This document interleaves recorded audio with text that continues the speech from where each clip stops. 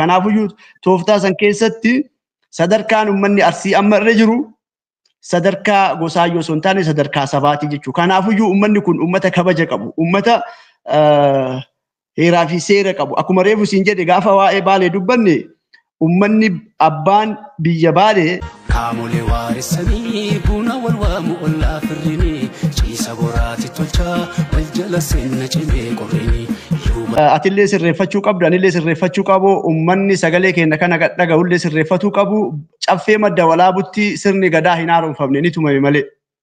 Sirni gadaa iddoo biratti akka waan tumamee achitti haaromfamee fakkeessan. Iddoo biratti tumamee bakka birootti dadhabee dulloomee achitti dhufee akka waan haaromsanitti tuman. Ummata Arsii Sikkoo Mandoo ummata Baaleetti sirni gadaa tumamee warra garaan dadhabetu warra seenaa hundee jechaa fi gochaa hin beekne warra magaalaa keessa taa'ee sirnarratti hirkatee seenaa barreessitu seenaa dabsuudhaaf seenaa madda walaabuu dabsuudhaaf madda walaabutti sirni gadaa ni haaromfame jedhan. Sirni gadaa hin haaromfamne achitti sirni gadaa ni tumame jechuudha.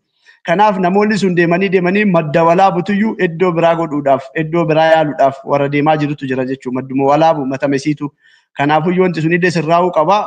Inni biroo ammoo murtii Odaa Roobaa. Odaan Roobaa hangafa. Odaan Roobaa murtii dhalootaan qutisuudha murtiidhaan hangafa jedhan. Dhalootaan qutisuu murtiin hangafoonni jedhamu hin jiru. Kun seenaa sobaati. Hangafummaa isaa dabsuudhaaf dhalootaan qutisuu jedhan. Gibrinnaan barasan muka dhaabe hin jiru.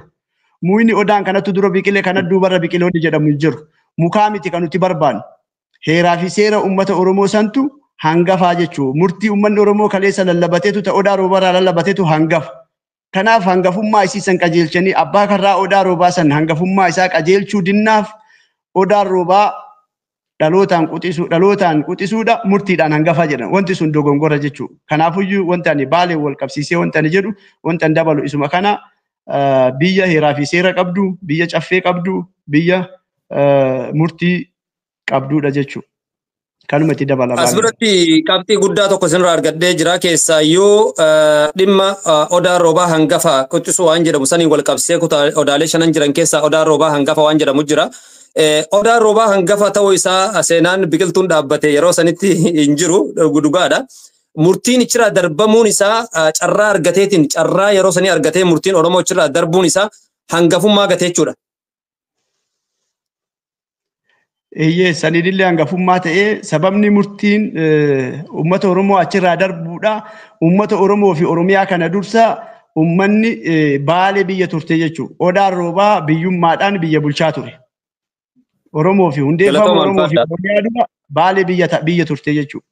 Kanaafiyyuu uummanni Oromoo Baaleetti ititee Oromoo fi Oromiyaan kun kan hundeeffameyyuu seenaan guddaan uummanni Baalee dalage Oromoo fi Oromiyaa hundeessuudha. Wanti kamiyyuu hundeeffamaa kana mormanii ergaa akkamii qabdan Muhammad? Baalee biyyaa miti ani yeroo morman argaa jirra. Ergaa akkamii qabdan isin? Warri Baalee biyyummaa mormu moo? Eeyyan. Warra Baalee biyyummaa mormu har'a dhaabatee mormuu danda'a. Kaleessa isii waan hin beekneef. Kalee isii waan hin beekneef, seenaa isii waan hin beekneef, maal akka isiin taate waan hin beekneef mormuu danda'an. Garuu ammoo namni ragarra dhaabbatee mormu yoo jiraate kanaafiyyuu nullee asuma jirra waan ta'eef miidiyaan keellee asuma jira asirratti affeertee waliin dhuga'uu hin dandeettaa jechuudha. Dibiitu walgattuudhaaf qophiidha. Mormiilee geggeeffamanii fi qeeqa ka'anii fi gaafilee ka'aniif qophiidha isin akka nam tokkotti. Biyyummaa Baalee irratti qophiidha. Uummata akka shakkii takka hin qabu. Sodaallee takka hin qabu. Galatooma ulfaadha. Hedduu galatooma. Egaa akkuma dhaggeeffachaa jirtan sagantaa tamsas kallattiidhaa gara maddoolaa miidiyaatiin qopheessaa jirudha. Namoonni gaarii kanarratti qabdan yookaan immoo seenaan kun soba jettan waltajjiin keenya miidiyaan maddoolaawus banaadha. Hayyuun keenyas kallattiidhaan sagantaa kanarratti hirmaatee yaada isin wajjin wal qajeelchuudhaaf yaadaan wal hubachiisuudhaaf qophii akka ta'e guutumaan guututti dubbatanii jiranii. Mee dhuguma dubbachuudhaaf waa'ee Baaleerraa darbineetiin gara Arsiitti dhufnee jirra. Arsiin biyya moollafaa wal fakkaata waan taateef dhaloonni kunis burjaajee yeroo hedduu sooshaal miidiyaa irratti wal dhiibaa jiranii yaada wal dura dhaabbachaa jiru. Jidduu kanatti immootu wanti hin barbaachifne nu jidduutti uumamaa jira. Waan kana hambisuudhaaf hubannoo barbaachisa. Arsiin lafa moo nama? Gaafii bareedaa na gaafattee addunyaa kanarraa lafti Arsii jedhamu hin jiru. Lafti Arsii jedhamu hin jiru. Kanaaf Arsiin ummata kabajaa qabu. Arsiin nama, Arsiin ilma dhummuugaati. ilmaan dhummuugaa keessaa Arsiin isa tokko. Arsicha Arsee fi Arusiillee jedhee warri itti maqaa kana waamu ni jira. Garuu ammoo Arsiin maqaa namaati malee maqaa lafaati miti. Yeroo ammaa kana Arsiin sadarkaan uummanni Arsii irra jiru namni tokko hiddi latiinsa isaa akkaataan inni itti dagaagaa deemuu fi akkaataa inni itti bal'ataatiin hin deemu ibiddarraa qabee jalqaba namni tokko gaafa bultii ijaarratu ibidda jedhama. Ibidda warra balbala gosaa fi saba hortee ta'aa jechuudha. Kanaaf uummanni Arsii yeroo ammaa kana ummata sadarkaa gosaa bira taree sadarkaa sabaayyuu haga bira taree sadarkaa hortee gahee jechuudha. Ummata namni horteen gudeeda Arsii keessaa bahe yeroo ammaa kana gosa 1,100 ol gosoota ta'antu jira jechuudha. Kanaafiyyuu gosoonni Arsiirraa ba'an gudeeda Arsiitii ba'an warri gudeeda Arsiitii ba'an hedduun isaanii sabummaa lallabatee sabummaadhaan jiraachaa jira jechuudha. Fakkeenya yoo fudhatte Maaraqoo yoo fudhatte naannoo Buttaajiraa kana gosoota qubatan yoo fudhatte akka sabummatti akka sabaaf sablammitti saba ta'anii jiraachaa jiranii jechuudha. Kan gudeeda Arsiitii ba'an. Kanaafuu sadarkaan Arsiin irra jiru sadarkaa sabaati jechuudha. Sadarkaa gosaa osoo hin taane Arsii akka gosatti Arsii akka gandatti warra laalutu jira. Arsiin gandaallee miti Arsiin gosaallee miti. Sadarkaa inni irra jiru Arsiin sadarkaa sabaarra jira jechuudha. Sabummaa lallabachuu haa dadhabuu malee adeemsa uummanni tokko saba itti ta'uu danda'u. Saba jechuun namni tokko hidda latiinsaa kana keessatti akkaataa itti namni hidda ofii itti wallaalleef ibidda jedhanii balbala jedhanii warra jedhanii gosa jedhanii sabaa fi hortee jedhanii itti walii qabantu jira jechuudha. Kanaafiyyuu tooftaa san keessatti sadarkaan uummanni Arsii amma irra jiru sadarkaa gosaa yoo osoo hin taane sadarkaa sabaati jechuudha. Kanaafiyyuu uummanni kun uummata kabaja qabu, uummata heeraa fi seera qabu. Akkuma reefu siin jedhe gaafa waa'ee Baalee dubbanne uummanni abbaan biyya Baalee irra kan qubateetiin hin jiraatu uummata Arsiiti. Qabriin Arsii Baalee keessa dhaddacha Walashee keessa jira jechuudha. Dhaddacha Walasheetii fi dhaddacha Agaafraa hambeentu jidduu jira. Kanaafiyyuu uummanni Arsii lafaa miti nama. Kanaafuu namni ammoo biyya qabu biyya himata. Namni biyya qabu biyya himata malee gosallee hin himatu. Kanaaf gosa gaafa himattu qabda. Ati eenyu fi ati eessaa addaan baafachuu dadhabe hawaasni kennamu. Si ajaa'ibsiisa. Sooshaal miidiyaa kanarratti yoo ilaaltu. Ati eenyu fi ati eessaa addaan baafachuu dadhabde. Ati eessa yoo jedhamte biyya kan kee himatta. Ati eenyu yoo jedhamte saba kee himatta, gosa kee himatta, sabummaa himattaa jechuudha. Kanaafiyyuu kan ammoo ka godheetiin hin jiru hayyoota seenaa beeyna jedhantu uummata kana waliin dhahaa jira waan ta'eef addunyaa kanarraa Arsii bahaa Arsii dhiyaa'uun jedhamullee hin jiru. Arsiin maqaan lafaan jiru, Arsiin maqaa namaati. Arsiin maqaa nama guddaati. Arsiin maqaa uummataati. Kanaafiyyuu Arsiin ammoo ilmaan 5 dhalee ilmaan 5 keessaa 3 shamaraa, 2 dhiiraa, 2 sikkoo mandoo jedhamanii jechuudha. Sikkoo 5 dhalee, sikkoo 5 qaba, mandoo 7 qaba. Kanaafiyyuu Arsii jechuun maqaa nama guddaa, maqaa ilma dhummuugaa, dhummuuga ka bareentu, bareentu ka Oromooti jechuudha. Arsiin obboleessa hawaasaa fi obboleessa asoosaati. Kanaafiyyuu Arsii wanni jedhamu maqaa lafaa osoo hin taane maqaa namaati jechuudha. Galatooma ulfaadhaa egaa daawwattoota keenyaa kan dhaggeeffachaa jirtan sagantaa tamsaasa kallattii kutaa kurnaffaa gara miidiyaa Madda Walaabuutiin isin biraan gahaa jirru barreessaa kitaabaa kan ta'an jechaadha. Kitaabota 3 wal duraa duubaan kan eebbisan jechaadha. Mee dhuguma dubbachuuf ati eenyuu fi ati eessaan garaagarummaa isaa maalidha? Ati eenyu yoo siin jedhe sabummaa Oromoon fakkaattu akkamiin sadarkaa gosaatti deebi'uu hin danda'ama? Ati eenyu yoo siin jedhe an Oromoodha jedha amma fakkeenyaaf. Ati eenyu yoo siin jedhe isin eenyu jettan? Ati eenyu yoo naan jette ani Arsiidha. Oromoo Arsiiti. Ati eessa yoo naan jette ani Baale. Galatooma ulfaadhaa. Garaagarummaan isaa kanuma jechaadha. Garaagarummaan isaa kanuma. Ati eenyuu fi ati eessaadha. Biyya himachuu fi gosa himachuulleen yeroo qaba. Bakka itti amma fakkeenyaaf Oromoo Minisootaa jedhamu Oromiyaa Minisootaa jedhamee waamama yeroo baay'ee. Oromoo Minisootaati. Oromiyaa Minisootaa maaliif hin jedhamne? Biyya ormaa keessa waan jiranii fi ulaagaa biyya ormaa san keessatti ammoo daangaa mataa isaanii qabanii akkas namni biyya hin qabne gosa himataa jechuudha. Kanaafiyyuu nu ammoo biyya keenya irratti biyya qabna waan ta'eef biyyallee himanna. Gosallee gaafa nu barbaachisu himanna jechuudha. Kanaafuu waan nama himachuudhaaf biyya keessa jirra waan taateef gosa himachuudhaaf dirqama Arsii ta'uu himachuun dirqama. Biyya keenya himanna jechuudha. Galatooma ulfaadha egaa akka hawaasni keenya wal harkaan burjaajanii fi ati eenyuu fi ati eessaa kanatti hawaasa keenya marsaalee hawaasummaa irratti walitti buusaa jechuu hin dandeenya dhibbaan dhibbatti. Isuma kana wanni hawaasa keenya walitti buusaa jiru ati eenyuu fi ati eessaa addaan baafachuudha. Dr. Muhammad isin eessa fakkeenyaaf? Ani Baale. Galatooma ulfaadha akka addaan ba'uuf gaaffiirra deddeebiin gaafachaan ture.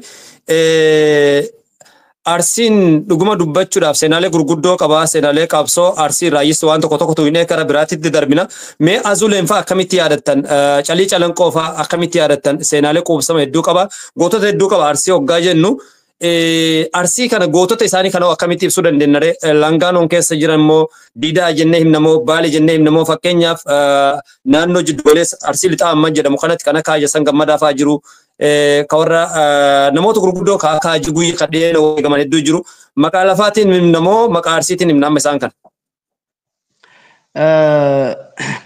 Arsiin kaleessa akka qubatee jirutti qubsuma qabaa Baalee diidaa gadab laangannoo shaallaa sararille jedhameetiin qubsumaa wal waamatiin ture jechuudha. Kaleessa hayyoonni keenya gaafa ol ga'an Baalee diidaa gadabii sararitti dhagaye keessattuu ammoo ergaa kiyya kana arsiin gurraattiin dhagaye jedhanii ergaa olii dabarsaatiin turan. Kanaaf seenaa kaleessaa of duuba deebinee yaadachuun barbaachisaadha. Arsiin bakka qubatee jirutti biyya qabaa biyyuma isaa keessa qubateetiin jira jechuudha daangaa qaba. Akka bulchiinsa Odaa Roobatti dhaddacha 20tu jira. Odaan roobaa dhaddacha 20 bulchaa ture. Dhaddachoonni 20 dhaddachoota daangarra jiru maqaa sii kaasaa dhaddacha Kitibee, dhaddacha Guutaa Goodaa, dhaddacha Giraaramuu, dhaddacha Raayyaa Shananii Adaabbaa. Dhaddachoonni kunniin dhaddachoota Odaa roobaa jalatti bulaatiin turanii jechuudha. Kanaaf daangaan dhaddacha kanaa daangaan uummata Arsii Sikkoo Mandoo kana qubsumti isaa daangaan isaa eessa? Reefu waa'ee Baalee haasofne. Baalee hundee Oromoo fi Oromiyaa waan taateef hundee jalqaba uummata Arsiillee waan taateef qubsumti Baalee sun irraa haasofne. Kanaaf Arsiin ammoo yeroo ammaa kana eessa qubateetiin hin jira? Bakki inni qubateetiin hin jiru daangaan lafa qubsuma Arsiidhaa eessa? Waan jedhuuf yeroo kaluu abbootiin gadaa Odaa roobaa bulchan dhakaa dhaabaniitiin hin turanii jechuudha. Iddoon isaan dhakaa dhaaban gubbaa kanaanillee dhaddacha Kitibeenillee dhaddacha Guutaa Goodaatinillee akkasuma immoo dhaddacha Adaabbaa Raayyaa Shananiitinillee dhaddacha Madda Walaabuutiinillee dhaddachoota garjalaa dhaddacha Raayituu Galbiitiin jalqabee dhaddacha Bareediin jalqabee dhaddacha naannoo Sumaalee daangessaniinillee dhakaan dhaabateetiin hin jira. Kanaafuyyuu yeroo ammaa kana qubsumti uummanni Arsii keessatti argamu Baalee, Diidaa, Gadab, Laangannoo, Shaallaa kana qofa osoo hin taane immoo Affaar, Maaraqoo fi Kambaataa keessatti illee argama jechuudha uummanni Arsii. Alaaballee naannoo alaaballee qubateetiin hin jira. Bakka qubatee jirutti ammoo lafuma isarra qubateetiin hin jira. Lafa ormarra qubateetiin hin jiru. Qubsumti Arsii yeroo ammaa kana bal'aadha jechuudha. Galatooma ulfaadha. Mee asirratti waan isin gaafadhu keessaa yeroo hedduu daangaa hoggaa jennu karaa bahaatiin Baaleerraa daangaa yeroo hedduu dhimmoota siyaasaa adda addaatiin wal qabatee Baalee bahaa irratti rakkoon akkasii ni mul'ata.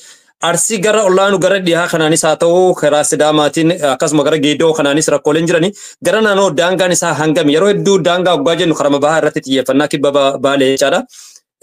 Asiin gara Geedoo kanaan akkami daangaan quubsama ilmaan Arseedha yookaan akkamitti daangeffama? Daangaan qubsuma ilmaan Arsee bahaa fi dhiyaa fi kaabaa fi kibbaan illee kallattii hundaaniyyuu yeroo ammaa kana bocoqamaatiin hin jirti jechuudha. Kuni ka gara Sumaaleetiin kallattii Sumaaleetiin geggeeffamaatiin godhamaatiin hin jiru beekamaadha. Lafa qofa osoo hin taane uummata illee waliin fudhateetiin uummata bal'aallee waliin fudhatee yoo xiqqaate dhaddachoota Odaa roobaa jalatti bulan dhaddachoota 3 fudhateetiin hin jira jechuudha. Dhaddacha Odaa roobaa kaleessa bulchaatiin hin ture. Dhaddachi Giroo Sumaalee keessatti argama. Amma yeroo ammaa kana dhaddachi Bareedillee daangaan isaa guutummaan guututti Bareediin jala hin jiru. Haga tokko Sumaalee harka jira. Akkasuma asiinillee dhaddachi Gurraa Dhaamolee illee cinaa tokkoon dhaddachi Dikaa isaa naannoo Sumaalitti citeetiin hin jira. Akkasuma immoo dhaddachi Dumaalillee kallattii bahaatiin naannoo Sumaalee jalatti citeetiin hin jira jechuudha. Dhaddachoonni kunniin uummata illee qabateetiin gara naannoo biratti citee waan jiruuf nuti amma falmiin kenna mormiin kenna lafa qofa osoo hin taane uummata sanillee ta'uu qaba. Lafaa fi lafee illee addaan baasuu hin qabnu. Akkuma lafaa fi lafee fudhatan san lafa qofa irraa mormuu osoo hin taane uummanni sunillee seenaa ofii wallaalee of wallaalchisaniitiin seenaa isaa dagachiisaniitiin lafa waliin itti fakkeessaniitiin fudhatan waan ta'eef nuti lafa qofa mormuu osoo hin taane lafee teenya sanillee uf hubachiifne qaama keenya ta'uu isaan hubachiifne gaafa isaan amansiifne jenne lafti sun isaa wajjin nu deebi'uu danda'a jechuudha. Amma sammuu haga isaan uummanni sun qaamni keenya sun lafeen teenya sun lafa sanirra jiran lafa san argachuun hin ulfaata jechuudha. Kanaaf lafee fi lafa teenyallee mormachuun barbaachisaadha. Addaan baasuun hin barbaachisu. Kanaaf isa sanillee akkasitti ilaalamuu qaba. Akkuma beektu gubbaa kanaanillee lafti Arsii koomandoo yeroo ammaa kana cirameetiniin Sidaamaa keessa kan jirutu jira. Maaraqoo jala kan jirutu jira. Uummata kibbaa kana jalatti illee citee kan jirutu jira jechuudha. Uummanni keenya uummanni miliyoona 4-5 herregamu uummanni Arsii naannoo Maaraqoo irraa qabee Buttaajiraa qabatee naannoo Shonee Katamaa akkasuma immoo Hosaanaadhaan naannaa kana haga kan baataan bahutti uummanni keenya uummanni bal'aan uummanni Arsii koomandoo naannaa kanatti of wallaalchisanii afaan isaallee jijjiiramee aadaa fi safuun isaallee harkaa maqeetiniin uummata bal'atu naannoo kana qubateetiin jira jechuudha. Uummanni kun yeroo ammaa kana uf beekee walillee beekee waan ofiillee beekee Arsii ta'uu ofii beekee arsooma ofiillee beekee falmataatiin uummata jiru jechuudha. Kanaafiyyuu nuti gaafa waa'ee lafaa dubbannu lafee keenya dhiisuu hin qabnu jechuudha. Lafaa fi lafee gargar baasuu hin qabnu. Kanaaf isa kana gaafiin sirraa qaba Dr. Muhammad Kadir dhugaa dubbachuudhaaf addachoota odaan roobaa hogganu keessa 10 gara naannoo Somaaliyaatti citee jira jechaa jirtanii erga addachi 10 garasitti citee abbootiin gadaa koomandoo maal eegaa jiran waadaa kaleessaa ergan dheegne akkamitti jallisan dhimma kanarratti maa hojjechuu dhaban hawaasa maa hubachiisuu dhaban. Abbootiin gadaa gaafii kana silaa osoo abbootii gadaa gaafannee gaariidha. Silaa anillee siin waliin ta'ee gaafadhee bareeda ture. Dhaddachoota osoo hin taane dhaddachoota 10 osoo hin taane dika dhaddachoota jala jirutu hedduun isaa 10 oltu Somaaliyaa jalatti citeetiin jira jechuudha. Dika dhaddacha baallii osoo hin taane. Kanaaf abbootiin gadaa yeroo ammaa kana ammoo dhaddacha Somaaliyaa jalatti cite osoo hin taane dhaddacha karra isaaniirra jiruyyuu quban qabanii jechuudha. Dhugaa dubbachuudhaaf. Dhaddachoonni 20 odaa rooba jala jiru. Dhaddachi tokko heeraa fi seera isaa guuttatee dhaddachi tokko kabanamee jiru. Kanaafuu yeroo ammaa kana dhaddacha banuu dhiisanii malkaa bu'uutu isaanitti salphataa jira jechuudha. Aadaa kaleessa hin jirre, seenaa kaleessa hin jirre dalaguutu isaanitti salphata malee dhaddachi tokko baroota kana keessatti dhaddachummaan tokko dhaddacha odaa roobaa jala jiru daangaan isaa mirkanaa'ee dhaddachi kun daangaan isaa asi. Uummanni isaa qubatee jiru kana jedhanii dhaddachi tokko kabanamee jiru. Garuu ammoo amma sochiin amma jiru ammoo dhaddachoota hedduu banuudhaaf deemaa jirama. Dhaddachi heeroo banamuudhaaf qophiirra jira amma kurkurruu jechuudha. Dhaddachi heeraa achirra banamuuf deema. Dhaddachi suni daangaan isaa beekamaadha. Daangaan isaa haga gaara roobaati. Gaara roobaa jechuun laga hiddaatii gad naannoo Sumaalee keessa jechuudha. Dhaddachi kun gaafa banamu seera keessaa seera hangafatu jira. Seerri hangafaa seera daangaa lafaati. Seera daangaa lafaa gaafa lallabatu daangaa isaa kana lallabatuu qaba jechuudha. Har'aaf osoo hin taane dhaloota dhufuuf lallabuu qaba. Lallabee bira darbuu qaba. Lallabee ol kaa'uu qaba. Maaliif dhaloonni dhufu waan isaa lallaba abbaa gadaa kanarra dhaabbatee daangaan lafa kiyyaa daangaan dhaddacha kiyyaa isa kana jedhee deeffachuu danda'a. Mormuu danda'a. Ragaa qabatamaatiin seenaa qabatamaatiin jechaa fi gocha qabatamaatiin daangaa lafa ofii mormuu danda'a jechuudha. Har'a bar namoonni baalee biyya jedhan kuni baalee tami jettee osoo ati gaafattee warra baalee bakka isiin beeynetu jira. Ka baalee magaalaa mataa ka ganda fi dhalate bichaa seetu jira. Kanaaf abbootiin gadaa yeroo dhaddacha deebisan dhaddacha baallii qofa deebisuu osoo hin taane dhaddacha dikaa isa jala jirullee daangaa isaa kakaleessa dhakaa dhaabameetiin lafa Arsii qubsuma uummata Arsii ta'e hunda isaatu lallabuu qabanii. Lallabni seerri jalqabaa lallabamu. Seera fuudhaa fi heerumaa seera maalii jedhan osoo hin taane seerri jalqabaa lallabamu seera keessaa hangafni seera daangaa lafaati. Seerri daangaa lafaa yoo dursee lallabamne biyyuun jirtu wannummaan seera tumanii lallabaniif hin jiru jechuudha. Kanaafiyyuu hangafa seeraa kana jabeessanii itti fayyadamanii daangaa Arsii kana atattamaan dhaloota dhufuuf lallabuu qabanii jechuudha abbootiin gadaa. Galatooma ulfaadhaa turtiin wajjin gootan keessatti yaadota hedduu kallattiidhaan dabarsitanii jirtanii daawwattoota keenya kan daawwachaa jirtan barreessaa kitaabota hedduu kan ta'an Muhammad Kadir wajjin ta'uudhaan gara foddaa madda olaanaa miidiyaatiin isin biraan gahaa turre jira. Gaafileen hedduun akkuma jiranitti jirani. Mee dhugaa dubbachuudhaaf heddumminni uummata keenya Arsii koomandoo hangam taa'ettanii tilmaamtu. Googila keessatti dhiyeenya kana waan biraan argine isin akka barreessaa tokkootti akka qorataa seenaa naannoo kanaatitti qorannoo gurguddaa geessitanitti heddumminni uummata Arsiidhaa walumaa galatti haaba uummata Oromooti jedhama. Isin akkam jettanii asirratti? Egaa heddumina uummata Arsii tilmaamumaan himama. An akka ofii kiyya yaadutti akkasuma ammoo akka yaada hayyootaatii fi hubannoo hawaasa kana keessa deemee qabutti gosoota Arsiirra dhaabbadhee Arsii tilmaamuun nan rakkisu jechuudha.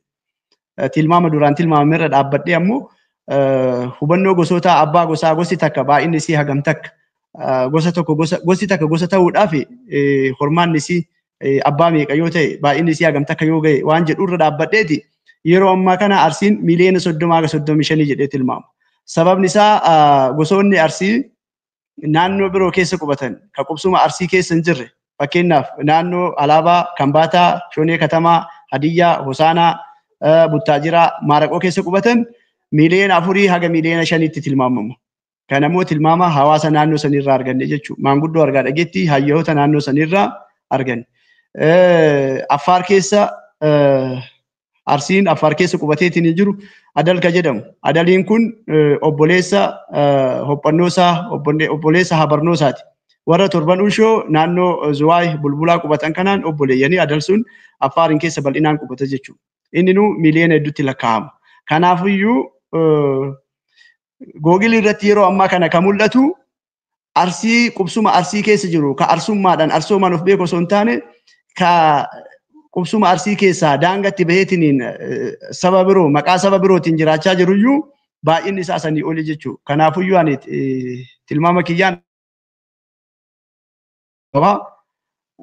gosti 1,100 kun ammoo tilmaama baay'ina isaanitti yoo deebine miliyoona 30-35 jedheetiin tilmaamaa jechuudha. Galatooma ulfaadhaa sagantaa keenya irratti gaafilee akkasii wanti isin gaafannuu fi gaafilee yeroo hedduu marsaalee hawaasummaa irratti argaa jirruu fi seenaalee sobaa hedduun isaanii Google irratti barraa'anii jiranii. Arsii qofaa miti ka Oromoo guutuu waliigala seenaan sobaa hedduu barraa'ee jira. Miliyoona 45 jedha miliyoona 35 jaha saba guddaa Oromoon biyya ormaa jiru miliyoona 30tti dhiyaachuun dholamman tanatti. Kanaaf galatooma akka hubannoof ta'uufi. Arsii gurraatti wanti jedhamu jira reefi isin keessatti dhaga'ee jira namoota hedduu irraayis ni dhaga'a. Arsii gurraatti wanti jedhamu kun akkamiin as biratti yaadni jiru. Arsiin gurraatti hoggaa jedhamu maal jechuudha? Arsii gurraatti jechuun arsii lubaa jechuudha. Arsii lubaa yookiin ammoo arsii akaakuu galalchatan ta'in jechuudha. Arsii akaakuu, arsii lubaa, arsii qulqulluu, arsii haadhaa fi abbaan illee arsii ta'e jechuudha. Kan makaa hin qabne. Kanaafiyyuu isa sani arsii gurraatti jechuun. Arsii lubaa. Arsiin kun arsii qofa osoo hin taane akkuma Oromootiyyuu hiddi latiinsaa kun bifa hedduun namni tokko namummaa isaa ka fudhatu sabummaa ka fudhatu jechuudha. Ka lukatu jira, ka lubatu jira, ka dhukatu jira, ka harmatu jira. Gosoota ilma guddisaa kana keessatti ilmaan guddisaa kun gosa hedduu qabu. Ilmi guddisaa kun ilma mixitu jira, ka faana awwaaratu jira, ka hirkifatatu jira, ka haalangeetu jira, ka murcumatu jira. Gosoota seera guddisaa kana keessaa namni arsoomaan arsii ta'e hedduutu jira jechuudha. Kanaaf arsii gurraatti jechuun ammoo achi keessaa arsii akaakuu jechuudha. Arsii galalchan tahin akaakuu qulqulluu jechuudha. Ka luba guute ka haadhaa fi abbaan illee arsii ta'e. Isa kana ka luba guute ka sirna gadaa caasaa sirna gadaa keessatti illee hirmaachuu danda'u jechuudha. Galatooma ulfaadhaa yaada gaarii nu dabarsitanii jirtanii dhugaa dubbachuudhaaf ulfaadhaa. Kitaabota barreessitanii jirtan kitaaba sirna gadaa barreessitanii jirtanii akkasuma iccitii gadaa fi arsoomni qorsoma kan jiru barreessitanii jirtan. Iccitii gadaatii fi sirna gadaa kitaabni garaagarummaan isaa maali? Akkamitti barreessitan garaagarummaan isaa maali? Sirna gadaa jedha iccitii gadaa jedha. Maali garaagarummaan kitaabota kana?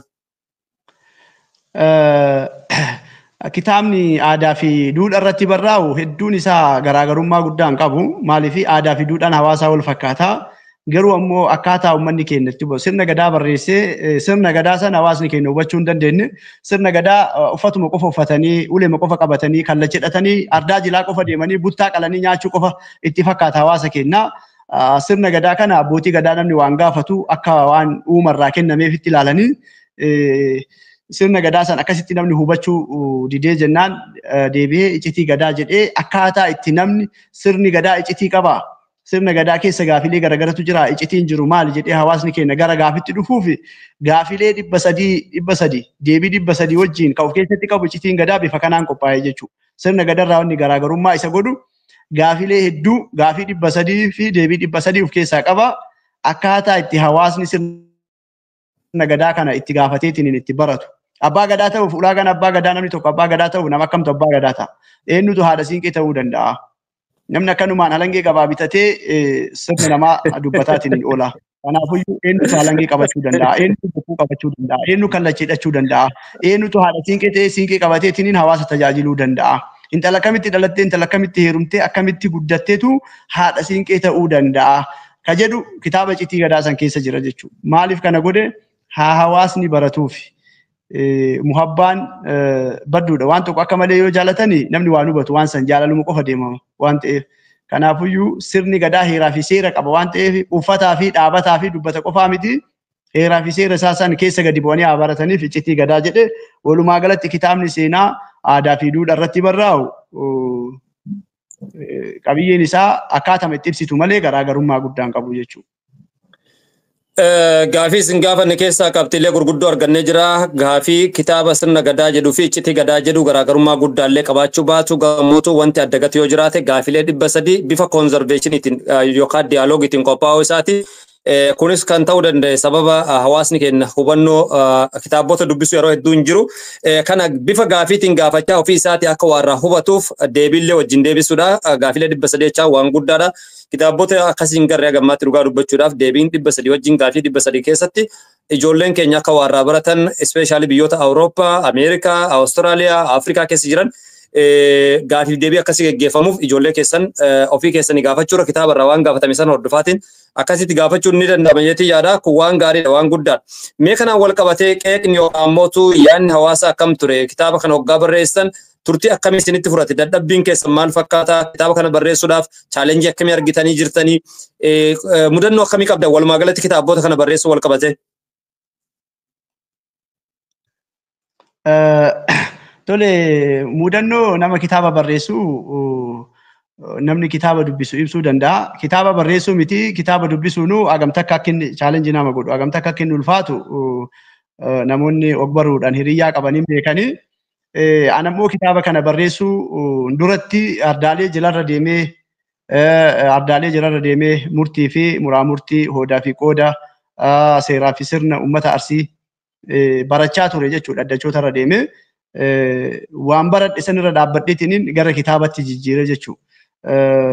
Ardaalee jilaa hunda dhaddachoota 20 amma jennu kana dhaddacha baallii kana jala dhaddacha dikaa 4tu jira dhaddacha 100 qubsuma Arsii kana hunda isaa miila kiyyaan irra deemee argaa dhageettii hawaasa naannoo sanii irraa waan barreessee jechuudha.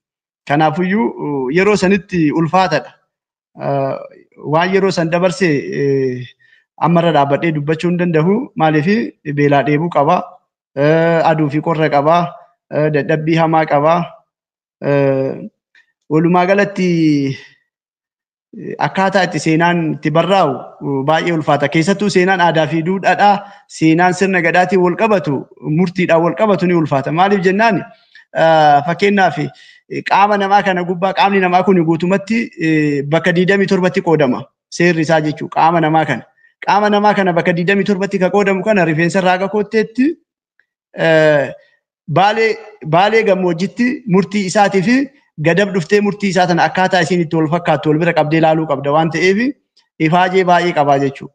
Waan tokko wal fakkeessuudhaaf malaan hin barraa'u murtiin malaan hin barrooftu. Murtiin baaleetti lallabame murtiin odaa roobarraa lallabame suni dhaddacha guutaa goodaa jalatti murtiin isii akkamitti jirra oola. Dhaddacha giraaramutti akkamitti jirra oola. Dhaddacha kitiibetti akkamitti jirra oola. Dhaddachoota kana hunda jalatti murtiin odaa roobarraa lallabame suni seera gooroo isaanitti akkamitti tajaajila kennaatiin turan ka jedhu kana hubachuu qabda jechuudha. Bakkuma tokko dhageettee murtii takka dabarsuu hin dandeettu barreessuun ni ulfaata. Kanaafuyyuu kanaaf kitaaba Arsoomni Qorsooma uummanni Arsii galata guddaan irraa qabu ka jiru ka dhalatee jiruu fi ka ganaa dhalataa jirullee hundi isaatu jechuudha. Maaliif jennaan kitaaba kana onnee guutuun jaalatanii irraa fudhatanii dubbistoota illee baay'ee horatee akkasuma hayyoota hedduutu dubbisee akkasuma yaadallee naa kennanii ammallee ammoo gabbisee seera jiidhaadhaan Arsooma Qorsooma maxxansa 3ffaa baaseetiin jira. Kanaafuyyuu kitaaba dhaddachoonni 20 iyyuu kitaaba Arsoomni Qorsoomaa dhaddachi 20 iyyuu wabii dhaddacha kanaati jechuudha. Kitaabota hedduu yoo fudhatte kitaabni tokko seenaan isaa yoo barraa'u wabiin isaa ganduma tokko qofa ta'a. Aanama godinuma tokko fi seenaa Arsiiti kan inni barraa'u. Seenaa Arsii ta'ee ka barreeffame maddi wabii isaa ammoo aanaa tokko qofa yookiin ammoo godina tokko qofatu jira. Yookiin maanguddoo muraasatu jira. Akkasii miti seenaan arsii uummata arsii sikkoo mandoo kana gaafa barraa'u waal ta'uu qaba jechuu akka arsii sikkoo mandootti maddi wabii isaa madda walaa burraa qabee odaa roobaa dirree Sheek Huseeniin qabee dhaddacha guutaa goodaa Shaashamanneen dhaddacha kitibee asallaadhaan maanguddoota kanneen of keessatti hammatuu qaba jechuu yoo ka arsiiti jenne yookaan ammoo ka arsii gadab ka arsii didaa ka arsii baalee jechuu qabna jechuu kitaaba san yoo ammoo ka arsii waliigalaa ka ta'u taate maddi wabii isaa bal'achuu qaba aadaa fi duudhaan isaa bal'achuu qaba seenaan hawaasa arsii akkuma qubsuma isaatiin keessatti hammatamuu qaba. waan ta'eef kitaabni kiyya ka arsoomni qorsoomaa kun ammoo haala gaariin uummata biratti illee fudhatama argate dubbifamaatiin hin jiraa siin jedha. Galatooma ulfaadhaa keessaa chaalenjiilee gurguddaa isin qunnaman dubbachuuf illee akka ulfaatu dubbattanii jirtanii sababiin isaa ragaalee qabatamaa duudhaalee barmaatilee hawaasa keessa turtan kallattii adda addaatiin gammoojjii hanga baddaatti badda daree hanga gammoojjiitti deemaa turtanii faanaan akka deemaa turtan dubbattanii jirtan. Mee dhuguma dubbachuuf eebba kitaaba kanaatiin wal qabsiiftanii Keeniyaattis eebbifamee ture haala addaatiin ammoo Shaashamannettis qophiin addaa ture. Kanaan wal qabatee akka galataatti keessaa kitaaba jalqabaa keessanii wal qabatee gareeleen galchitaniif yoo jiraate yookaan ammoo ergaan dabarfattan namoota isin bira dhaabbatan dhuunfaanis haa ta'u akka gareetitti. Dhugaadha kitaabni kiyya Naayiroobiitti eebbifameera. Eebbi Naayiroobii irratti eebbifame kaaya arsii Naayiroobii guutummaan guututti galateeffadha. Akkasuma immoo Su'uudii magaalaa Riyaaditti illee eebbifameera. Hawaasa magaalaa Su'uudii Arabiyaa keessa jiraatu hundasaa ka achi keessa jiru ni galateeffadha. Galata guddaan irraa qabu. Akkasuma biyya Imaaraat magaalaa Chaarjatti illee Dubaay jechuun eebbifameetiin ni jira. Hawaasa Imaaraatiin keessa jira hunda isaatu ni galateeffadha. Haala gaariin na bira dhaabbatanii sabuu fi duudhaa eeggatanii na bira dhaabbatanii uummata sirna beeku, uummata seera beeku, uummata dubbatu bareedu, uummata yoo uffatu bareedutu na bira dhaabbatee kanaafuyyuu uummata keenya hunda isaa ni galateeffadha. Biyya keessatti illee akkasuma immoo Shaashamanni irratti sabaaf sablammii hirmaachisee haala gaariin eebbifame gabaabinumatti nama lakkaa'een dhaqqabu ani arsiin ka dhalatee fi ka ganaa dhalatu hundi isaatu galata na biraa qabu jechuudha. Maaliif ka ganaa dhalatu illee kitaaba kana dubbisuun isaa waan hin oolleef nama kitaaba kana biratti na bira dhaabbate qofa osoo hin taane namoonni kitaaba kiyya kana dubbisan hundi isaatu galata na biraa qabanii. Maaliif ifaajeen kiyya ka bu'aa argatu firii kiyya sun ka gara bu'aatti naa jijjiiramu yoo uummanni kun hawaasni kun dhaloonni kun kitaaba kana dubbise waan ta'eef namni kitaaba kiyya dubbise hundi isaatu galata guddaa na biraa qabu, galata arsoomaa na biraa qabu, galata rabboomaa na biraa qabu, galata biyyoomaa, galata namoomaa na biraa qabanii jechuudha. Galatooma ulfaadhaa sagantaa keenya guutti dhiyaannee jirra. Kitaabni arsooma qorsoomaa keessatti maal fa'aa jira akka qabiyyeetti hawaasni keenya hedduun dubbisan illee jeetii yaada. Kutaan lammaffaan dhufaa jira jettanii jirtanii kutaan tokkoffaa kunoo maal qabataa akkamitti ibsuu dandeettan kitaaba arsoomni qorsoomaa kan? Qabiyyeen kitaaba arsoomni qorsoomaa heera uumaaf keessaa qaba, tumaalee seeraaf keessaa qaba, murtii kalee odaa roobarratti lallabame of keessaa qaba. Akkasuma immoo seera faantuu fi faandiddee of keessaa qaba. Seera faantuu fi faandiddee jechuun haala itti sirni gadaa itti haaromaatiin hin deemu jechuudha. Kanaafuyyuu waa baay'ee of keessaa qaba. Waan amma uummata arsii irratti godhamaatiin hin jiru. Aadaa jedhanii aadaa fakkeessanii waan biraa irratti fe'aatiin hin jiran kana waa hedduu of keessaa qaba. Faandiddee of keessaa qaba. Gochoota fofokkataa yeroo ammaa kana dhaloonni keenya godhaatiin hin jiru. Irratti bobba'eetiin hin dalagaatiin hin jiru kana hunda of keessaa qaba jechuudha. Akkasuma immoo kitaaba arsooma qorsoomaa kana keessatti ragaalee murtii odaa roobaa kaleessaa san wabeeffadheetiin ilma tokko murtiin isaa fakkeenyaaf yeroo ammaa kana miidiyaa hawaasummaa gubbarratti intalli golaa baatee gurbaan karraa bahee miidiyaa hawaasummaa gubbarratti jibba biyyaa, jibba hayyuu, jibba gosaa, jibba oloo labsaatiin hin jiranii jechuudha. Kanaaf uummanni waliigalee nu jibbaa ture nu ammoo akka Oromootti ofii keenyaa waliigallee wal jibbaa jirra jechuudha. Kanaafuyyuu gochoonni akkanaa kunneen faandiddee keessatti akka ramadan qabiyyee akkanaa kan of keessaa qabaa, sirni gadaa maal akka ta'e of keessaa qabaa, seera fuudhaa fi heerumaa of keessaa qabaa. Akkasuma immoo baallii of keessaa qaba. Sirna gadaa keessatti arsiin baallii haala kamiin olii dabarsa, akkamitti oliif kenna, safuu fi duudhaan arsiin kaleessa baallii itti olii dabarsu akkami. Gosti baallii ammoo arsiin baallii akkamii qaba ture. Baallii gosoonni baallii meeqa ka jedhu of keessaa qaba.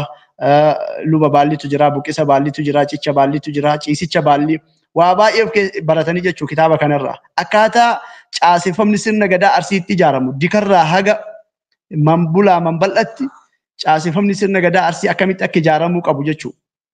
Odaarraa, Mambularraa, Mambal'arraa, Dhaddacha Baallirraa, Dhaddacha Dikarraa, Dhaddacha Bahimarraa hunda isaa of keessaa qaba. Akkasuma immoo bokkuu shananirraa, murcumaa shanan, halangee seeraa shanan, qaallicha shananirraa, qaallurraa, waan silaa gadarraa, lubarraa, waan silaa caasaa sirna gadaa kaleessa gaafa walaabuu jiloo uummata Oromootiif seera tumaniitiin lallaban san akkaataa isaan itti caaseffatan hunda of keessaa qaba jechuudha. Kanaafiyyuu kitaabni Arsoomni Qorsoomaa maxxansa sadaffaan amma gadi ba'e kuni baallii arsiitiif illee murteessaadha jechuudha. Baallii arsii qajeelchuuf illee, baallii arsii deebisuuf illee baay'ee murteessaadha jedheetiin yaada. Dhaddachi akkamitti banama? Yeroo ammaa kana dhaddacha banna jedhanii dhaddachi akkamitti banama? Eenyuun banama? Dhaddachi yoom banama? Dhaddachi yoo baname ammoo aangoon dhaddachaa ammoo maali? Bokkuun dhaddachaa maali? Halangeen dhaddachaa maali? Waan jedhamu walumaa galatti caasaan sirna gadaa arsii dikarraa haga odatti maal akka fakkaatu Arsoomni Qorsoomaa maxxansa sadaffaa kana keessatti argama jechuudha. Galatooma qabxiilee gurguddoo keessaa iyyuu Arsoomni Qorsoomaa gulantaa yookaan immoo kutaa itti aanu irratti heera uumaa keessatti akka qabatamuu fi akkasuma murtiileen odaa jajjaboon akka keessatti hammataman faana diddee of keessaa akka qabu. Faana diddee jechuun wantoota ammantan assimileeshin godhannee marsaalee hawaasummaa irratti mul'achaa jiran hedduu jira. Aadaa dabsuudhaan jechaadha. Jibba waloo keessaa jibba waloo hoggaa jennu arsii qofa kan ilaallan Oromoo kutaa 11 yookaan Oromoo fi Oromiyaa kan ilaallatu akka ta'e jibba waloo marsaalee hawaasummaa irratti jiranii furmaanni maal kan jedhu qabxii achi keessatti hammataman keessaa isa tokkodha. Baallii of keessatti qabatanii jirtanii baalliin arsii maal fakkaata kan jedhus kan keessatti ilaalluudha. Mee dhuguma dubbachuudhaaf yeroo ammaa kanatti dhuguma dubbachuudhaaf naannoo fakkeenyaaf Ginniiriin haa taatu yookaan Roobees haa taatu yookaan Dalloos haa taatu yookaan mootu Dodolas haa ta'u bakkeelee isinii waame kanatti iddoolee isinii waame kanatti abbaa gadaa labsanii ta'uudhaaf maal barbaachisa namni tokko fakkeenyaaf Jimmarraa dhufee yookaan Harargeerraa dhufee Jimmarratti abbaa gadaa qeessanii ta'uu danda'a akkamii as biratti wantoota hedduu argaa jirra waan taateef. Qabxii dheeraa kaaftee kun namni tokko abbaa gadaa ta'uudhaaf gabaabinumatti faanuu fi miiloo hambaa guutuu qaba. Faanuu fi miiloo hambaa jechuun faanuun 40 miilooleen 40 isa kana guutuu qaba. Isa kana keessa faanuu fi miiloon hambaa kun ammoo qabiyyee baay'ee of keessaa qaba. Inni jalqaba guddisni daa'ima sanii ni ilaalama. Akkaataan inni itti dhalate haadhaa fi abbaan irraa dhalate ni ilaalama. Dhalatee ammoo haga waggaa 8 akkamitti guddate ka jedhu aanan malee guddachuu hin qabu. Seerri dabaree sun kennamee fi aananiin guddachuu qaba haga waggaa 8. Waggaa 8 irraa haga waggaa 16 aadaa fi adaba safuu barachuu qaba. 17 irraa haga 24 tooftaalee waraanaa bishaan daakii guluffee fardaa eeboo darbachuu fi tika hojiilee humnaa gurguddaa kanarratti bobba'uu qaba. Hiriyoota isaa wajjin dorgomaa deemaa jechuu haala kana keessatti. 24 irraa haga 32 ammoo daangaa dhaddachootaa barachuu qaba. Iddoo bineensi jirutti horii bobbaasee nagaan tiksee galuu qaba. Diina eeguu qaba jechuu. Waraana ta'uu qaba. Sirna gadaa keessatti namni tokko abbaa gadaa ta'uuf dursa waraana ta'u malee abbaa gadaan ta'u. Dhaloonni Oromoodhaa uummanni Oromoo kaleessa seera isaa keessatti dhalatee ilmi isaa waggaa 17 ga'e tooftaa lolaa barsiisaa 24 irraa haga 32 ammoo lolatti bobbaasaa jechuudha. Daangaa tiisa biyya tiisa. Daangaa beeku malee namni tokko abbaa gadaa ta'uu hin danda'u. Diina ofirraa eeguu hin danda'u waan ta'eef dursee daangaa beekuu qaba. 32 irraa ammoo haga 36 addaan qoodama. Waggaan kun umriin amma 32 gaafa ga'e 32 haga 40 jidduu ka jiru bakka sadiitti adda qoodama. 32 irraa haga 36 heeraa fi seera abbaan gadaa isa duraa bulchisan ittiin bulchisan barataa.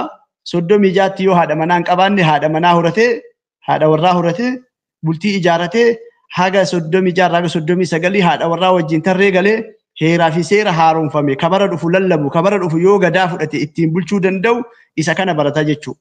Haati warraa isaallee isa kana baratti jechuu waliin. Dubartiin haadha siinqee taatullee isii bifa kanaan heeraa fi seera abbaa warraa isii waliin baratteetu haadha siinqee ta'a jechuudha. Kanaafiyyuu 39 irraa hanga 40 jidduu waggaa takkitti hafe kana immoo dhakaa dhaabaa deema. Dhakaa dhaabaa jechuun daangaa Oromiyaa kana eessatti akka bulchuu qabuu fi abbaan gadaa isa duraa ammoo eessatti akka bulchaatiin hin ture irra deemee dhakaa dhaabaa jechuudha. Kanaafiyyuu miiloo jechuun isa kana. Kana guutuu qaba. As keessatti heeraa fi seera arsii guutuu qaba. Faanoon ammoo qaamni isaa guutuu ta'uu qaba jechuudha. Namni qaama hir'uu sirna gadaa keessatti hin tajaajilama malee nama hin tajaajilu. Maaliif akka ammaa kanaa miti sirni gadaa qabaa jirettanii aantanii akka amma jirutti argaa jirra waan taateef waa hedduu argaa jirra. Abbootiin gadaa arsii ammootu uumaa kaleessaarraa maaliif maqan yeroo ammaa kana kan argaa jirru waan kanarraa dabee seenaan akkas jedha. Wanti lafa jiru garuu yeroo ammaa kanatti sanii miti. Sababbiin isaa maali? Sababbiin isaa Sirni gadaa Arsii ciisee ture bakka ciisedhaa hin kaane akka ciisetti jira. Abbootiin gadaa yeroo ammaa kana uummata hawaasa Arsii tajaajilaatiin hin jiranillee sirna gadaa Arsii ciise san yayyaba isaa deebisuudhaaf bakka itti deebisuudhaaf kan isaan kaleessallee gadummaa fudhatan jechuudha. Baallii fudhataniitii miti. Maaliif amaanaatu itti kenname kaleessa. Gadaa ciifte tana kaasii jedhamee itti kenname. Daddachoota bani jedhamee itti kenname malee baalliin itti hin kennamne. Baalliin hin jirtu. Kanaaf sirna gadaa keessatti seera baallii keessatti baalliin ciifte sagliitu kaasa malee gadaan hin kaaftu. Saglii jechuun uummata. Kanaafuyyuu amma daddachoonni banamanii daddachoota banaman kana keessaa daddachoota 20 Arsii kana keessaa ilmi uumaan tole kaadhaaf abbaa hin abaarre ka ollaan hin abaarre ka heeraa fi seera beeku isa kanatu dhufee daddacha 20 kana keessaa ardaa tarreetti tarree galee bifa saniin isa keessaa muudameetiin qaadhimamee abbaa gadaa ta'a jechuudha. Baalliin itti kennama. Baalliin Arsiisii koomandoo akka ciiftetti jirti bakka ciifteen kaane jechuudha. Kanaafuu ammoo jaalalaan dalagaa jiran malee hawaasni marti hubannoo hin qabu. Maaliif waan jaalatuuf qofa hojjetaatiin hin jira. Halangee gabaa bitatee dalagaatiin hin jira namni keenya. Halangeen gabaan bitamu. Halangee namaa kennutu jira. Daddachan namaa kenna. Gosan namaa kenna. Lubaan fudhatan halangee ogummaan fudhatan. Kanaafuu wanta amma godhamaatiin hin jiru jaalalaan godhamaa jira malee ogummaanii miti. Kanaaf amma immoo daddachoonni 20 gaafa baname hayyoonni daddachoota 20 jalaa filamanii dhufanii ogummaadhaan baallii Arsiisii koomandoo qajeelchuuf deebisuuf fayyisuudhaaf qophiirra jiranii jechuudha. Ulfaadhaa yaada hedduu nu eertanii arsoomni qorsoomaa keessattuu wayyooma jecha jedhu kan akkamitti ilaaltan isaan biroos gareen biraas jira baali biyyoomaa keessattuu walooma kan jedhullee ajandaaleen akkasii dhufee jira kan akkamitti ilaaltamme. Martuu sirriidha. Arsoomni qorsooma jennaan warroomni sanuu caalaa jedhan. Kanaafiyyuu arsoomni qorsoomaa kan gaafa jedhame namoonni arsoomni qorsooma jedhu kunillee ittumaan ufaarsumaa fi ittumaan qaama tokko mufachiisuu yookiin ittiin qaama tokko gammachiisuu yoo ta'e malee arsooma qorsoomaa kanayyuu namni hubannoo hin qabu. Warri arsoomni qorsooma jedhullee hundi hubannoo hin qabu. Arsoomni qorsoomaa kun yoom jedhame? Eessatti jedhame? Maaliif jedhame? Eenyutu jedhee beekamuu qaba. Seenaa hundee jechaa fi gochaa wannan jedhu kana arsoomni qorsooma jechuun gatiin qabu. Maaliif beekuu qaban jechuudha. Gaafa arsoomni qorsooma jedhame kana yoomi?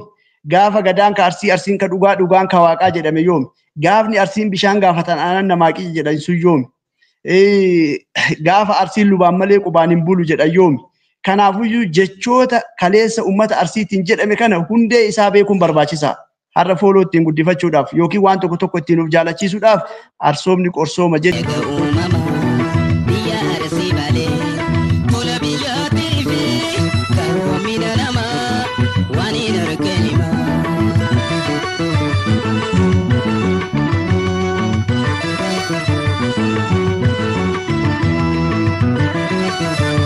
Jechuun gatii hin qabu. Akkuma reefu siin jedhe san baalee biyya jechuun gatii hin qabu yoo biyyummaa isii ragaadhaan lafan kaahin hawaasa kana. Arsoomni qorsooma jechuulleen gatii hin qabu. Arsoomni qorsooma tahuu yoo ittiin argisiisin ragaadhaan yoo argisiisin jechuudha. Kanaafuyyuu walumaa galatti warri arsoomni qorsooma jedhu warroomnu sanuu caala waan ta'eef kanaafuyyuu homaa hammeennan qabanii jaalalaaf jedhanii haga jaalataniif jedhanii haga waan isaanii ta'e faaruu kaleessa ittiin uummanni Oromoo illee ittiin faarsaa ture waan ta'eef rakkoo hin qabu. Baalellee biyyooma biyya rakkoo hin qabu baalellee. Kanaaf wanti hubatamuu qabu namni tokko gaafa dhalatu waa sadii qaba. Akkuma reefu siin jedhe san uumaa qaba, biyya qaba, abbaa qaba. Namni kana sadii hin qabne hin jiru. Namni kana sadii keessaa tokko akka ta'e uumamuu dhabuu isaa wayya. Nuti uummanni Arsii sikkoo mandoo uumaallee beeknaa, rabboomallee qabnaa. Akkasuma immoo biyyallee qabna. Biyyallee waakkachuu hin qabnu. Abbaallee qabna. Anama fakkeenyaaf biyyi tiyya Baalee abbaan kiyya Arsiidha. Hiddi latiinsa kiyya Arsiidha. Biyyi tiyya immoo Baalee. Addaan baasuu hin danda'u. Baalee faarsee Arsii abaaruu hin danda'u. Arsii faarsee Baalee abaaruu hin danda'u.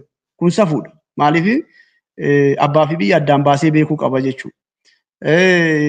Kana waan ta'eef warri arsoomni qorsooma jedhullee dhugaadha. Garuu ammoo arsoomni qorsoomaa yoom jedhame maaliif jedhame eenyutu jedhee iyyusuma kanayyuu kana beekuu qabanii warri Baalee biyyooma jedhullee ammoo Baaleen maan sunuu eessa daangaan isii. Warri amma addaan bakka lamatti ol qoodee jedhu kun warra Baaleeti irra guddaan. Fakkeenyaaf bara 1997 dhalootuma keenya kana dhiyoodha. Ka mootummaan godina Arsii lixaa kana hundeesse jechuudha. Adaabbarraa ol Garambaa Diimarraa ol Arsii lixaa jedhanii hundeessan. Mataan Baalee gubbaa kana jira. Gadab Baalee kaleessa. Waa birraa gadi Baalee. Garuu har'a immoo qaamuma kana lamaantu Baaleen bakka lamatti addaan baasee gandumuu fi qofa Baalee godhee yeroo wal dha'utu jira jechuudha. Yeroo wal qeequtu jira. Kanaafuyyuu Baalee biyyooma dhugaadha. Daangaan Baalee sun ammoo eessa turte? Eessaa beekuun barbaachisaadha jechuudha. Galatuma ulfaadha. Sagantaa keenya gara goolabuutti deemna. Walaabuu Jiloo yeroo bulchaa turetti humna gahaa qaba akkam ture mee caaseffamni Walaabuu Jiloo yeroo hedduu seenaa kana namoonni hedduun hubannoo hin qabani. Walaabuu Jiloo akkam ture yeroo sanitti haalli ittiin bulmaati isaa akkam ture? Walaabuu Jiloo ka seenaan isaa dheeradha. Walaabuu Jiloo nama sirna gadaa kana tume jechuun ni danda'ama. Walaabuu Jiloo caaseffama gahaa qabaachuu bira darbee waraanni Oromoo fi Oromiyaa yeroo jalqabaatiif Walaabuu Jilootu leenjisee jechuudha. Caffee madda Walaabuutti leenji. Waraanni Oromoodha. Foolleen amma jedhan kun yeroo jalqabaatiif waraanni 6,000 fardi 6,000 bakki inni itti leenjee madda Walaabuuti. Ardaan jilaa sun amma jira jechuudha. Kanaaf rakkoon kennamaa inni beektaa akka uummata Oromootti seenaa haaraa ka ofii isaatii ittiin beekamtii barbaadu hundeessuu barbaada namni keenya. Seenaa kaleessa lafa jiru, dhugaa kaleessa lafa jiru dhiisee waan biroo hundeessaa deemuu filata. Maaliif maqaa itti barbaadu jechuudha. Uummanni keenya sirbuma kanayyuu dibbee dhageeffata malee sirboota ijoolleen teenya artistoonni teenya sirbanii seenaa dhugaa ittiin dabarsaatiin hin turani sirban dhageeffatan.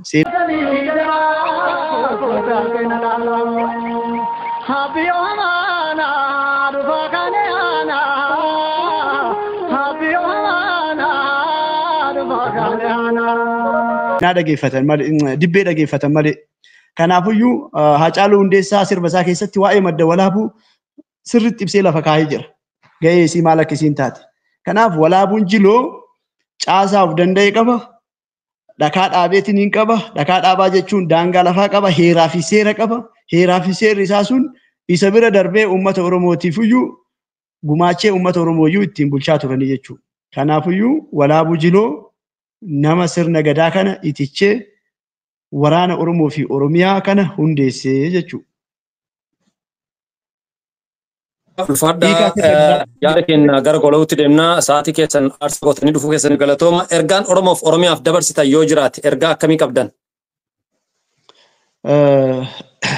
Ergaan ani uummata Oromoof Oromiyaaf qabu ergaa gabaabaa qaba. Hayyoota Oromootiif hayyoota duriitii fi hayyoota ammaa kana garaagarummaa isaa qofa itti hima. Namni qalbii qabu keessaa waa fudhata. Hayyoonni kaleessaa walii bakka kennu, walii dubbatu, walirraa dubbatu jechuudha. Waan namni dubbate san waliif dabarsu.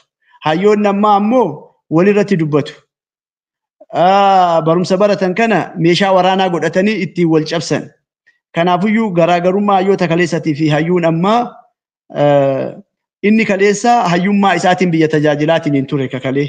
Ka ammaa kun ammoo hayyummaa isaatiin biyya cabsaatiin hin jira. Hayyummaa isaatiin hayyuu ollaa isaa jiru cabsaa jira waan ta'eef wanni kun itti fakkaata malee isuma miidha waan ta'eef kanaafuyyuu hayyummaa keessaniin waan beektaniin waan hin beekne hin beeke jechuurra waan ogummaa qabdan qofa irratti bobbaataniin hawaasa keessan akka tajaajiltan.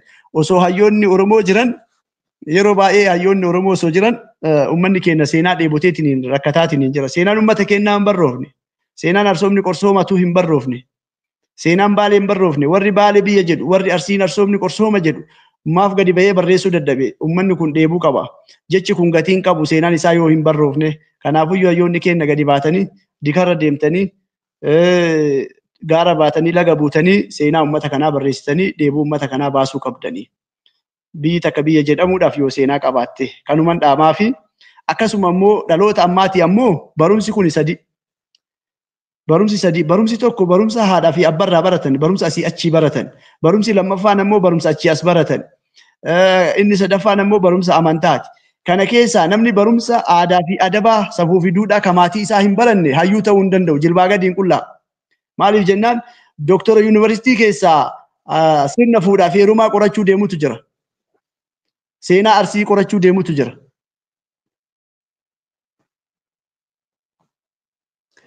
Seenaa Arsii qorachuu deemutu jira. Ka seenaa Chaayinaa fi seenaa Ameerikaa osoo gaafatte dhaabatatti sitti himuu danda'u. Garuu seenaa abbaan isaa itti haadha fuudheen beeku.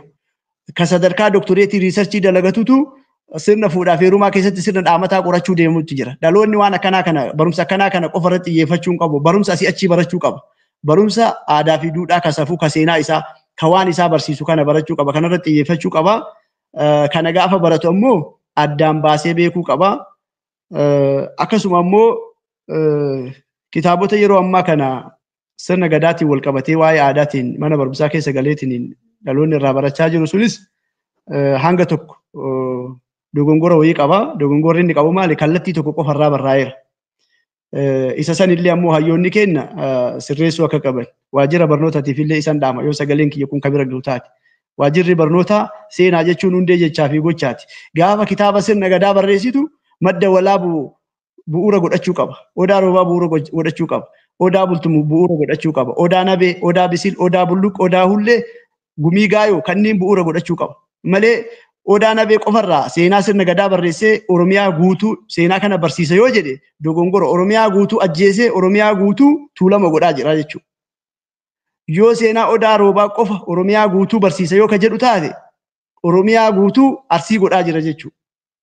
Namni gaafa aadaa Arsii barate, duudhaa Arsii barate ummatuma Arsii kana ta'a jechuudha. Kanaafiyyuu ummanni Oromoo akka qubatee jirutti aadaa fi duudhaan isaa safuun isaa waajjira kaalkulamii barnootaa keessa galee baratamuu qaba jechuudha. Akka sikkoo mandootti aadaan akkana ture jedhamee baratamuu qaba. Kanaaf aadaa mi'ee bokkoo qofa kan warra sabboo goonaa kan kuntumaa daarimu kan maccaatuu lamaa qofa yoo ummata Oromoo irratti fe'an hin ta'u.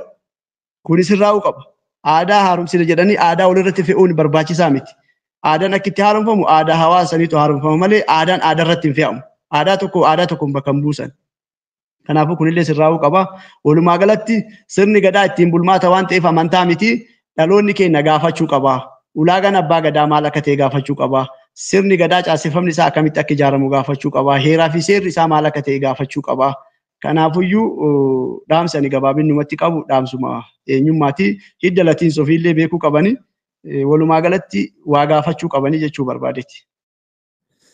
Egaa turtii gama miidiyaa madda walaabuutiin kan wajjin goone Muhammad Kadir barreessaa kitaabota iccitii gadaa, sirna gadaa fi akkasuma arsoomni qorsoomaa kan jedhu barreessuudhaan biyya ormaa keessattis kitaabota kana eebbisiisanii jiranii akkasumas immoo galata Oromoota idil addunyaa jiranii fi isaan of duratti dhalataa jiraniif illee ergaa gurguddoo dabarsitanii jirtanii sa'aatii keessan aarsaa gootanii garanatti dhufuu keessaniif galatoomaa isiniin jedha. Waa'ee keessaa haala barreeffama kitaabaati wal qabatee kitaaba sirna gadaatiin akkasuma caaseffama sirna gadaa Oromooti wal qabatee manneen barnootaa keessatti waajjirri aadaa fi turizimii Oromiyaadha haalli itti raabsu odaalee Oromiyaa hundumaa seenaalee Oromoo hundumaa akka jiddu galeessa godhachuu qabuu fi dirqamallee akka ta'e jala sadartanii dubbattanii jirtanii anis akka nam tokkootti kanumaan dubbadhaa kitaabni odaa roobaa barraa'ee yookaan bisil kanaaf yoo taate dhugaa dubbachuudhaaf baay'ee nama gaddisiisa haala saniin hundumaa Oromiyaa fi Oromiyaa jiddu galeessa godhateeti yoo barraa'e gaariidha. Kana hojjechuudhaaf ammoo iccitiilee jiran baasnee irraa dubbachuun dirqama waan taateef yaada nu qooddaniif ulfaadhaa isiniin jedha. Sagantaa birootiin bal'inaan walitti deebina aarsaa gootaniif galatoomaa isiniin jedha. Galatoometillee ulfaadhu sagantaa eenyummaa kana qopheessitee haala kanaan uummata kee dheebuu baasuudhaaf nullee waan xiqqishuu beeynuun miidiyaa keetti irratti nu affeeruu keetiif galatoomii ulfaadhu umrii dheertuu rabbi siyaa kennu. Amin amin ulfaadhaa galatooma.